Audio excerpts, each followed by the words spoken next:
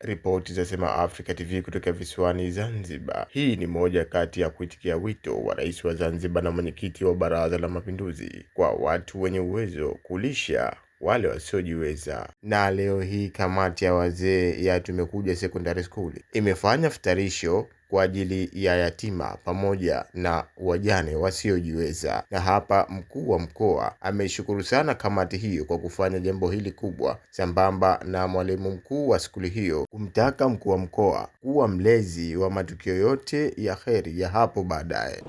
Swala la kuweza kuwafundisha watu ni swala kubwa. Mambo yake atajua mwenyewe Mwenyezi Mungu, kutokana na yule aliyo malipo anolipa aliyofunga, basi na yeye hulipwa yale yale kwa mujibu wa hadithi zinavyokwenda. Lakini hali hii iliyokuweko hapa sio nyepesi jamani, hata kidogo. Hii kama si watu kujitoa na kujitolea, lakini lazima watu waliofanya hichi walikaa wakawaza na kutaka mambo mawili makubwa.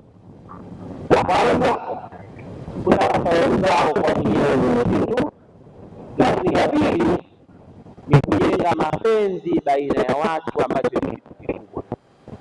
Mimi niseme kwamba naungana na nyinyi katika hili, na kama mwakani Mungu akiniweka ikikuwepo hali, basi mimi nitaungana na nyinyi katika hili, ili kwa pamoja katika kuchanga na kusaidiana.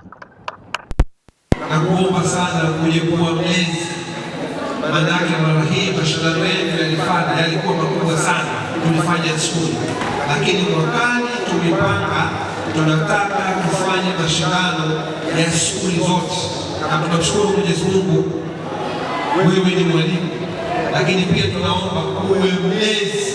Tutakufuata kama kamati, tunaona kama kamati tukufuata, lakini mimi na hapa nipendeze hapa ili uweze kuja kusimamia na kufanya mashindano ya kitaifa kwa skuli zote za Zanzibar. Nikiripoti kutokea skuli ya Tumekuja wilaya ya Mjini mkoa Mjini Magharibi, Abdalla Balozi, Sema Africa TV.